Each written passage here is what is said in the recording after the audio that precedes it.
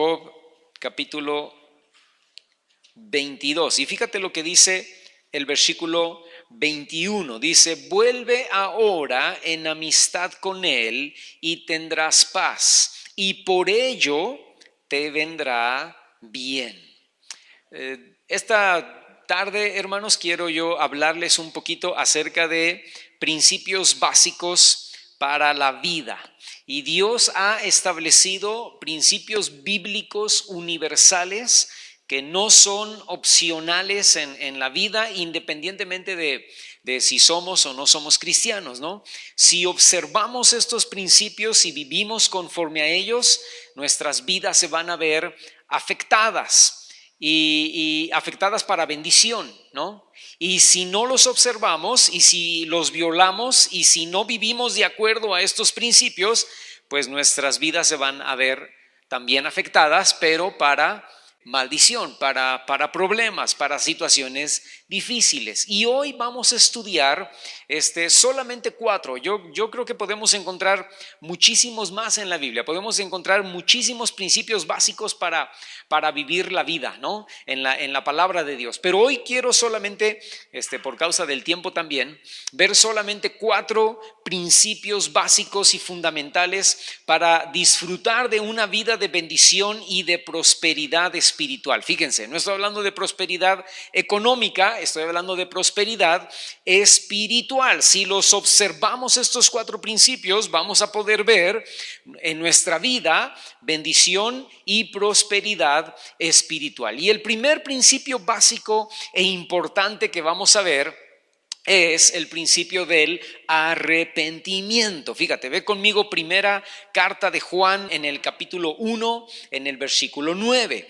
Juan dice: si confesamos nuestros pecados, Él es fiel y justo para perdonar nuestros pecados y limpiarnos de toda maldad. Fíjate, la condición es confesar los pecados, y no podemos confesar los pecados si no reconocemos que tenemos pecados, ¿no?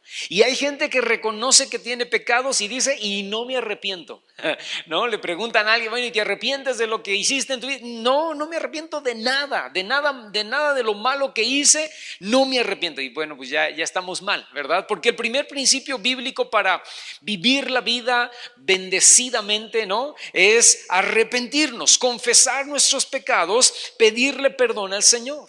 Adán perdió la intimidad por causa del pecado, y eso lo llevó a volverse extraño y enemigo de Dios. Y fue enemigo de Dios no porque Dios no lo perdonara o porque Dios le guardara rencor, sino porque ahora Adán y su descendencia sabían que acercarse a Dios era en base a los términos y condiciones de Dios y no de acuerdo a cómo el hombre quería vivir.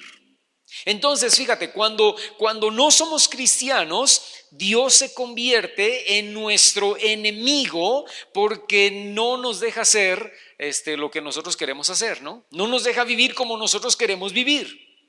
Además, la Biblia enseña que Dios sí está airado con el impío. Y entonces alguien puede decir: pero espérame, pero no que Dios es amor. Sí, Dios nos ama como parte de su creación, pero en su justicia no puede tolerar nuestro pecado, y debe haber un juicio y debe haber un castigo por lo que hemos hecho.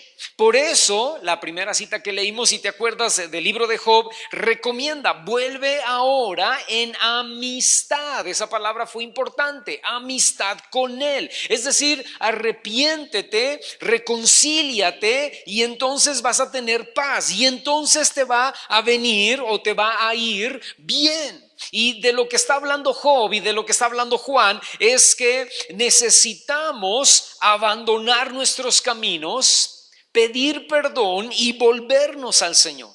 Porque mientras no regresamos a hacer las paces con Dios, hermano, no podemos de ninguna manera tener paz.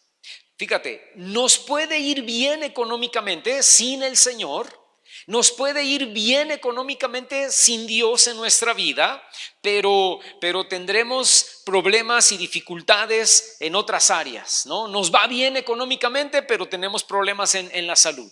O nos va bien económicamente y no tenemos problemas de salud, pero nos va mal en el matrimonio. O nos va mal en la familia, o nos va mal en nuestras relaciones interpersonales, ¿no? Es decir, mientras no estamos en paz con Dios, no nos va bien de manera integral. Y nunca vamos a tener paz, aun cuando nos vaya bien económicamente. Job dice, y Primera de Juan dice, regresa a Dios, pide perdón, arrepiéntete, y entonces no te va a ir bien solamente en una área de tu vida, te va a ir bien integralmente, te va a ir bien en todas las áreas de tu vida, en todo lo que emprendas. Segunda cosa, segundo principio básico, es someternos a Dios. Fíjate. Carta a Santiago en el capítulo 4, en el versículo 7. Dice Santiago, sométanse. Ahora, esa palabra en el griego significa colocarse debajo. También significa subordinarse. O también se puede traducir como sujetarse. Y también en algunas ocasiones se traduce como obedecer. Fíjate, dice sométanse o colóquense debajo o subordínense o sujétense. Obedezcan pues a Dios, resistan al diablo y él huirá de ustedes. Luego dice el versículo 8, lo mismo del primer punto que acabamos de tocar, ¿verdad? Acérquense a Dios y él se acercará a ustedes. Pecadores, limpien las manos, y a ustedes los de doble ánimo purifiquen sus corazones. Déjame decirte algo, hermano, el deseo del ser humano, el deseo tuyo y mío es siempre querer ser independientes. Queremos ser independientes, entre comillas, libres, ¿no? Y algunas personas buscan la independencia de sus padres, la independencia de sus maestros, la independencia de sus patrones, de sus cónyuges, de sus gobernantes, de sus pastores. Y obviamente buscan la independencia de Dios, ¿no? Yo quiero ser libre, ¿no? Yo quiero vivir mi vida como Frank Sinatra, ¿no? A mi manera. Yo quiero vivir como yo quiero, que nadie me diga qué hacer, que nadie me diga cómo vivir mi vida. No quiero vivir con reglas, no quiero vivir con parámetros que me limiten o que me impidan hacer lo que quiero. Y como no quiero vivir con parámetros ni con límites, entonces, o con reglas, entonces, me voy de la casa, ¿no? Porque ya no aguanto a mis papás. Y entonces me salgo de la casa y me voy a vivir solo, o me caso. O alguien dice, como ya no quiero reglas y como ya no quiero límites, renuncio a este trabajo, ¿no? Y adiós a mi jefe, y me voy yo a ser mi propio jefe, mi propio patrón. Yo voy a poner mi propio negocio y voy a dirigirme como yo quiero y no como un fulano me dice que debo hacer las cosas, o que debo llegar a tiempo, o que debo salir a tal hora. Ahora, el querer ser tu propio jefe, o el salirte de tu casa a vivir solo o a casarte, pues eso no está mal, ¿no? El problema es que está mal cuando tu corazón o tu prioridad es: yo quiero ser libre, yo quiero ser independiente y yo quiero vivir como a mí se me pega mi gana, ¿no? Y a veces, hermano, eso se convierte más en una maldición que en una bendición. Salen del sartén de los padres para caer en el fuego del matrimonio. O saltan del sartén de los padres para caer en el fuego de vivir solos. O saltan del sartén del jefe anterior para caer en el fuego de ser tu propio patrón y de un infierno, porque no es fácil ser tu propio patrón. Entonces necesitas ver tus intenciones, las verdaderas intenciones de tu corazón. Ahora, déjame decirte esto: Dios no quiere darnos independencia. Dios no quiere darnos independencia. Él quiere más bien que entendamos que dependemos totalmente de Él y que lo que necesitamos es someternos sujetarnos, ponernos debajo de su autoridad. Fíjate lo que dice Romanos en el capítulo 6, en el versículo 18. Fíjate, dice que ahora que ya somos cristianos, dice ahí en Romanos 6:18, fuimos liberados del pecado, fuimos libres del pecado para venir a ser, dice ahí, libres e independientes. ¿Así es, hermano?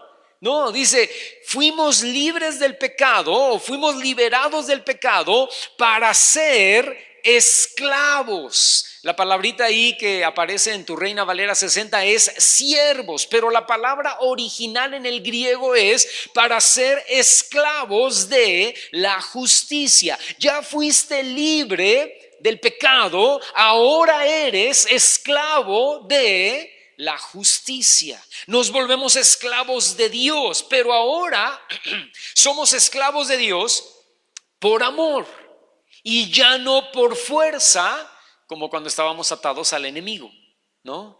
Somos esclavos del Señor porque decidimos no volvernos independientes y libres, sino esclavos del Señor por amor. Porque si Él entregó su vida por mí, yo puedo entregar mi vida por Él. Ahora, el primer resultado de someternos a Dios es verdadera libertad. Porque entonces cuando tú te sometes a Dios, no eres independiente, pero eres verdaderamente libre. ¿Verdaderamente libre de qué? Del pecado, de las ataduras, de la amargura, del temor, del miedo, de las adicciones, del mal comportamiento, de los malos pensamientos, de un mal corazón. Pero no somos libres en el sentido de independientes. Ahora, y el segundo resultado al someternos a Dios es obediencia. Me someto al Señor y entonces comienzo a ser obediente. Y la obediencia trae a mi vida bendición. Por ejemplo, Dios promete bendición a quienes obedecen y honran a su padre y a su madre. Pero hay maldición para quienes rechazan el consejo bíblico de sus padres. Entonces, si no aprendemos a estar bajo autoridad en el hogar, seguramente vamos a tener conflictos en cualquier lugar donde nos dirija una autoridad o donde nosotros queramos aplicar autoridad. Me salí de mi chamba, me salí de mi trabajo porque ya no aguantaba a mi jefe, yo quería independencia y ahora tengo mi propio negocio, pero ¿qué crees? Ahora tengo gente debajo de mí y ahora quiero que esa gente debajo de mí se someta a mí. Pero escúchame, pero tú no pudiste someterte a tu jefe anterior. ¿Cómo se van a someter a ti? Porque lo que siembras, eso es lo que cosechas. Y te jalas de los cabellos, ¿verdad? Y dices, ¿por qué no se someten? ¿Por qué no me obedecen? Porque tú estás pagando las consecuencias de lo mismo que tú hiciste con tu jefe anterior. Por eso decidiste ser tu propio jefe. Ahora, no hay problema cuando tú eres tu propio jefe, pero te saliste de tu trabajo anterior bien, ¿verdad? Y tú te sometías y te sujetabas. Y entonces ahora tú eres jefe y la gente fácilmente se somete a ti y se sujeta a ti. Y les gusta. ¿Por qué? Porque tú estás cosechando lo que tú sembraste cuando tú te sometías a tus jefes anteriores. Lo mismo sucede en el matrimonio, lo mismo sucede en la casa con los padres, etcétera, etcétera. Cuando somos obedientes a Dios, entonces cosechamos bendición y cosechamos prosperidad en todas las áreas de nuestra vida. Número 3, el tercer principio básico importante es perdonar. Fíjate, Colosenses capítulo 3, el versículo 13 dice, soportándonos unos a otros y perdonándonos unos a otros, o sopórtense unos a otros y perdónense unos a otros. Si alguien tiene queja contra otro, de la manera que Cristo los perdonó, escucha esa frase que viene a continuación, así también. Esa es la parte importante, ¿verdad? De la manera en que Cristo los perdonó a ustedes, así también háganlo ustedes, y sobre todas estas cosas vístanse de amor, que es el vínculo perfecto. Fíjate, hermano, lo contrario a tener un espíritu perdonador es tener un espíritu amargado. Y una persona amargada se daña a sí misma y daña su salud, pero daña también todas las relaciones interpersonales, ¿no?, que tiene ahí alrededor de ella. Si de algo debemos estar conscientes es de la importancia básica, fundamental del perdón. Y perdonar, y yo se los he dicho en otras ocasiones, perdonar no significa solapar o aguantar el pecado de la otra persona, ¿no? Pues mi marido me golpea, pero como la Biblia dice que yo tengo que perdonar, pues ni modo me aguanto y pues que le siga dando, ¿no? O sea, no, o sea, lo perdono, pero eso no significa, mi marido me engaña y anda con un montón de mujeres, pero como la Biblia dice que tengo que perdonar, pues yo lo soporto, lo aguanto y ni modo, ¿no? O sea, no. Tienes que perdonar, ¿verdad? Pero perdonar no significa solapar o aguantar el pecado de la otra persona. Podemos perdonar, pero decidir no seguir viviendo, como muchos le llaman ahora, en una relación tóxica, ¿no? Y hablamos, fíjate, hablamos de que debemos perdonar a excónyuges, hablamos de que en algunos puntos o ocasiones tenemos que perdonar a padres que tal vez nos hicieron daño, ¿verdad? Un papá o una mamá que verdaderamente nos lastimó, escúchame, o que nos sigue lastimando, porque es una mamá muy difícil, ¿no? Es una mamá que cada que la voy a visitar es terrible, ¿no? Llego ahí y no tenemos 5 minutos o 10 minutos de estar juntas, y ya hay un pleito, ya hay una tercera guerra mundial, porque ella es así, ella es una mujer que durante toda su vida, ¿verdad?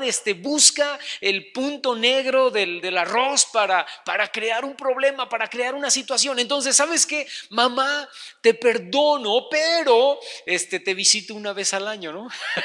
Y mi visita es de 5 minutos. ¿Por qué? Porque es una relación tóxica. No, hermana, es que si usted la perdona, o hermano, si usted la perdona a la mamá, tiene que estar ahí, tiene que visitarla cada domingo. Pues no necesariamente, la Biblia no dice eso. La Biblia dice que mi responsabilidad, mi deber es perdonar, olvidar, no guardar odio, rencor, coraje, ira, amargura, nada de eso, ¿verdad? Ser libre en cuanto a eso, pero la Biblia no me dice y tienes que estar ahí soportando y aguantando hasta que te mueras, ¿no? O sea, no. Hablamos, fíjate, hablo de excónyuges, hablo de padres, hablo de familiares, tíos, primos, abuelos, hablo de amigos, hablo de personas del trabajo que puedo perdonar, pero pinto mi raya, ¿verdad? Puedo perdonar, pero de lejitos, ¿no? Aplicando distancia. Ahora, pero perdonar. Y digo, estoy hablando de perdonar y guardar distancia en casos excepcionales, ¿ok? Porque en otros casos sí puedes perdonar y volver a restablecer la relación, en la mayoría de los casos, ¿no? Son muy pocos casos los que son casos, vamos a decirlo así, excepcionales o muy difíciles. Ahora, pero perdonar, hermano, trae un sinnúmero de bendiciones a nuestra vida. Fíjate, perdonar nos hace libres del yugo de la amargura, del odio, del rencor, del coraje, de la ira, de la tristeza, de la melancolía, de la depresión. El yugo era lo que se ponía, yo se los he explicado en otras ocasiones, lo que se les ponía aquí a los animales, ¿verdad? Los bueyes que aran la tierra, hay una yunta de bueyes, son dos animales, ¿verdad? Que van arando y tienen un pedazo de madera, ¿verdad? Un yugo que los ata en su cerviz, ¿no? De cerviz a cerviz. Y ahí van los dos animalitos caminando para arar y para trabajar la tierra. Y cuando tú no perdonas o cuando yo no perdono, nos imponemos un yugo a la amargura, nos imponemos un yugo al rencor. Al lado de nosotros va, caminando junto con nosotros va la amargura, el rencor, la ira, la tristeza, la melancolía, la ira. Y va ahí porque es un yugo y no nos podemos zafar del yugo. El animal que va junto al otro animal, ¿verdad? Arando la tierra, no puede zafarse de eso. No puede ir a donde él quiere ir porque está atado a algo que lo ata fuera de su ¿cómo se dice esto? Autoridad o poder o dominio, ¿no? Y de la misma manera, hermano, escúchame, cuando tú y yo no perdonamos, estamos atados a esos sentimientos. Si tú dices, ya no quiero tener esto, ya no quiero sentir esto por mi excónyuge, o ya no quiero sentir esto por mi padre, o por mi madre, o por mi abuela, o por mi hermano, ya no quiero sentir este odio, ya no quiero tener este coraje, ya no quiero tener esta ira, pero no puedo. ¿Por qué? Porque estoy atado y es algo que se sale de mi poder o de mi control o de mi autoridad. Pero cuando perdonamos, ese yugo se rompe, ese yugo se quebranta y entonces somos verdaderamente libres para tener gozo y paz y alegría. El perdonar sana nuestro corazón, fíjate, del dolor y de las heridas del pasado. Otro beneficio del perdonar es que nos hace ver la vida, de una manera totalmente diferente. ¿Por qué? Porque ya no nos enfocamos en lo que nos hicieron o cómo nos defraudaron. Ahora nos enfocamos en Dios y en lo que Él desea para nosotros y nos enfocamos y vemos el futuro inmediato y también el futuro lejano. Fíjate, cuando tú no perdonas, tú vas volteando hacia atrás, en lo que te hirieron, en lo que te hicieron. No, hermano, es que mire allá atrás, ¿verdad? Hace un año, hace 10, hace 40 años, lo que me hicieron, cómo me trataron, lo que me dijeron, esta persona, cómo me hirió. Y tú no puedes caminar hacia adelante, no puedes ver hacia el futuro, no puedes ver a Dios actuando y obrando en tu vida porque solamente vas viendo hacia lo que sucedió, hacia lo que pasó. Cuando perdonas, dejas de mirar a la persona que te hirió, dejas de mirar el pasado y comienzas a ver hacia el futuro. Y comienzas a ver a Dios y comienzas a ver lo que Dios quiere y tiene para tu vida. Dejamos de pensar en la persona como nuestro enemigo, escúchame, para pensar ahora en nosotros mismos. Porque cuando tú no perdonas, el yugo no solamente te ata a la amargura, a la tristeza, al odio y al rencor, te ata también a la otra persona. Y entonces tú lo único que ves cuando volteas es a la otra persona. Y tú dices, ¿por qué no la puedo olvidar? Porque estás atada a un yugo, porque no has podido perdonar. Y todo el tiempo lo recuerdas o la recuerdas, ¿verdad? Porque todo el tiempo la ves. Porque estás atado a él, estás atada a ella. Pero cuando ese yugo se rompe, la persona verdaderamente se puede ir de tu vida, en el buen sentido de la palabra, ¿no? Y entonces comienzas a ver por ti mismo, porque ya no te ata el yugo de tu enemigo. Y número 4, y el último principio básico para vivir la vida, es tener una limpia conciencia. Escucha esto, hermano. Hebreos capítulo 9 en el versículo 14 dice: cuanto más la sangre de Cristo, no cualquier cosa, la sangre de Cristo, cuanto más la sangre de Cristo, el cual mediante el Espíritu con E mayúscula, el Espíritu Santo eterno, se ofreció a sí mismo sin mancha a Dios, limpiará, fíjate, sus conciencias de obras muertas para que sirvan al Dios vivo. Uno de los principios básicos para vivir la vida con bendición, hermano, es tener una conciencia limpia. Y cuando no tenemos una conciencia limpia en cierta área de nuestra vida, comenzamos a comprometer las normas de Dios en otras áreas. Te pongo un ejemplo para explicarte lo que acabo de decir. David comenzó sin tener una conciencia limpia con el pecado de adulterio, pero de ahí se saltó a la mentira, y de ahí se saltó al engaño, y de ahí saltó a la hipocresía, y terminó saltando al asesinato del esposo de Betsabé. Una conciencia con falta de limpieza en el adulterio, hermano, o en su relación sexual con otra persona, lo llevó a violar o a comprometer otras normas de Dios en otras áreas de su vida y terminó haciendo terminó provocando o buscando el asesinato, bueno, y lo logró, ¿verdad?, del esposo de Betsabé. Judas, por ejemplo, dice que robaba de la bolsa de las ofrendas que daban para el ministerio de Jesús y él sustraía de la bolsa, ¿no? Comenzó con avaricia, comenzó robando y terminó entregando a Jesús, que verdaderamente era inocente. Escúchame, hermano. No tener una limpia conciencia produce sentimientos de culpabilidad. Cuando tú no tienes una conciencia limpia, cuando tú estás fallando en alguna área en tu vida, tú tienes sentimientos de culpabilidad. Y ese sentimiento de culpabilidad muchas veces nos lleva a tener sentimientos de temor, porque ¿y si me descubren? ¿Y si me cachan? Nadie sabe que estoy robando en la oficina, pero ¿y si dejé algo ahí, un cabo suelto, verdad? Y el contador se da cuenta.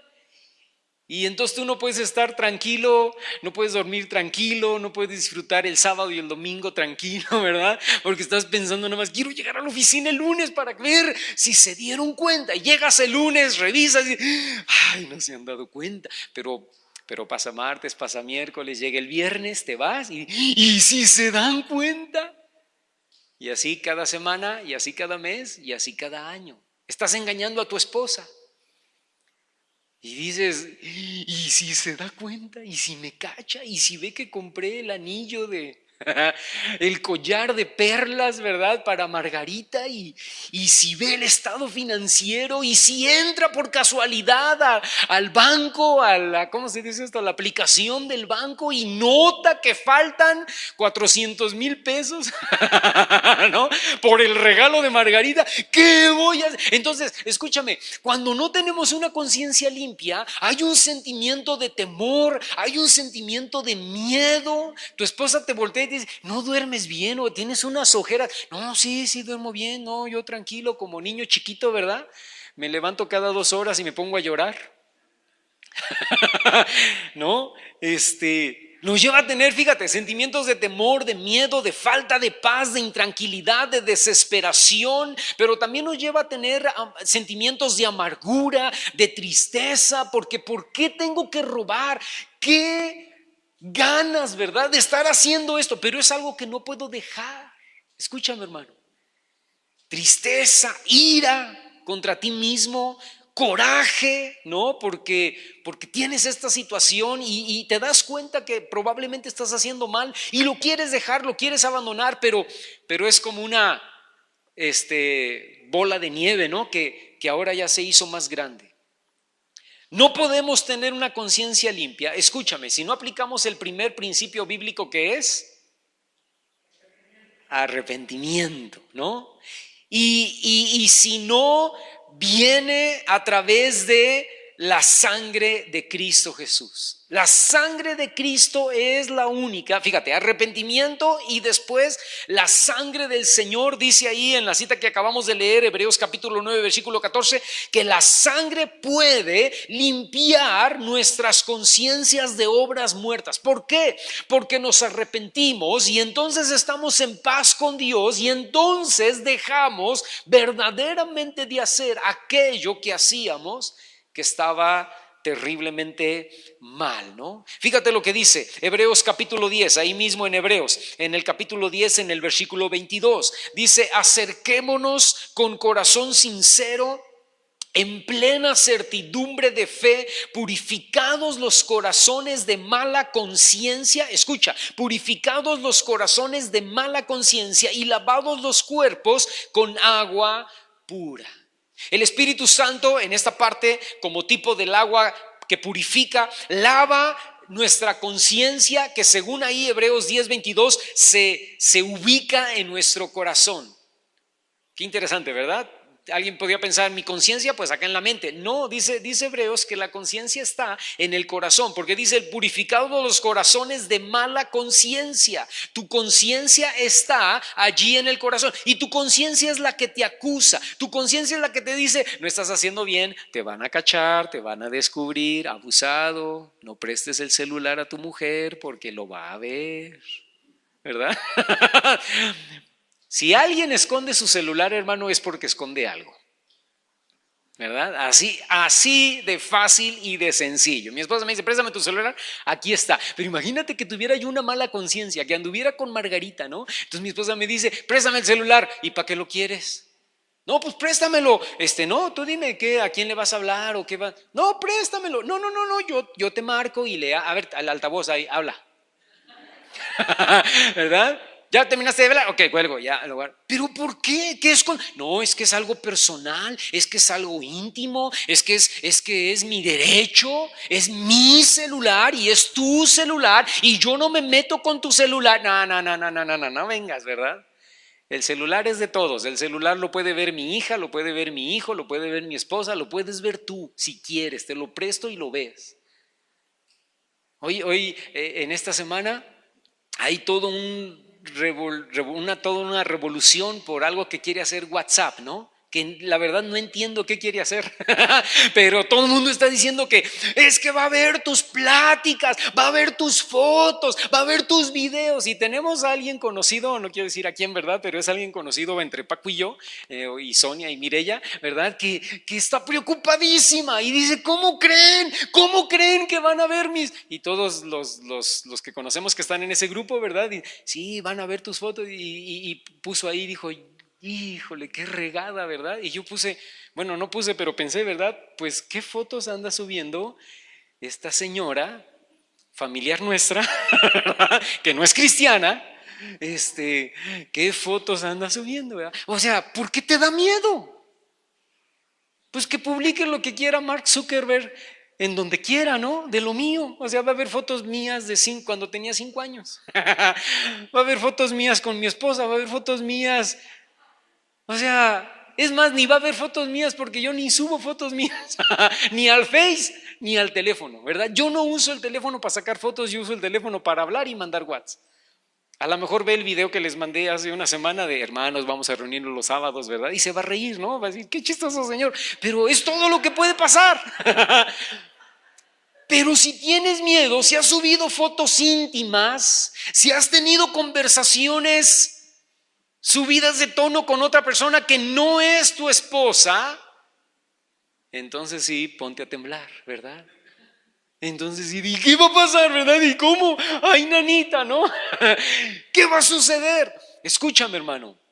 Dios puede limpiarnos porque nos arrepentimos, ¿sí? Y tener una conciencia limpia es lo que te iba a decir, ¿verdad? Tener una conciencia limpia, escúchame, nos ayuda a dormir bien. No tendremos el dinero que queramos tener o no, o a lo mejor nos quedamos sin chamba, pero dormimos como bebés. ¿Por qué?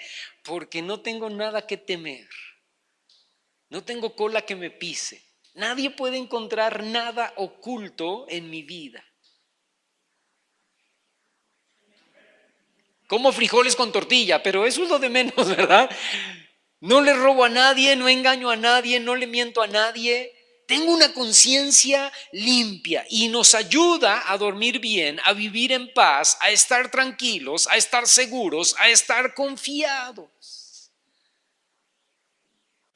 Entonces, si aplicamos estos 4 principios básicos a nuestra vida, número 1, arrepentimiento. Número 2, sometimiento a Dios. Número 3, perdonar. Y número 4, tener una conciencia limpia. Vamos a experimentar paz, vamos a experimentar gozo, vamos a experimentar bendición espiritual. Y esa bendición espiritual, escúchame, va a afectar todas las demás áreas de nuestra vida. Lo espiritual va a afectar indudablemente lo físico y también lo material.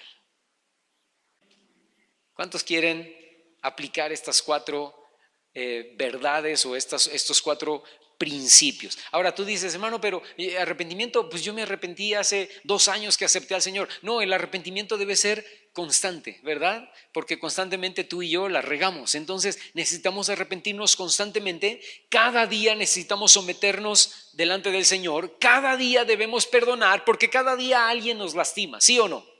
¿Verdad? Hay de heridas a heridas, ¿no? Pero cada día recibimos ciertas cosas que necesitamos perdonar y cada día necesitamos decirle, Señor, limpia mi conciencia, ¿verdad? Si hay algo que estoy haciendo mal, dímelo, lo arreglo, lo soluciono y que mi conciencia, ¿verdad? Mi conciencia esté limpia delante de ti. Amén. Vamos a ponernos de pie en esta noche y vamos a orar. Padre Celestial, te damos gracias, Señor, porque tu sangre preciosa puede venir y transformar y cambiar y renovar nuestras vidas. Te damos gracias, Señor, porque te hemos encontrado a ti, porque hemos encontrado la fuente de vida eterna y hemos encontrado al Señor que puede venir y cambiar y transformar y renovar nuestra vida.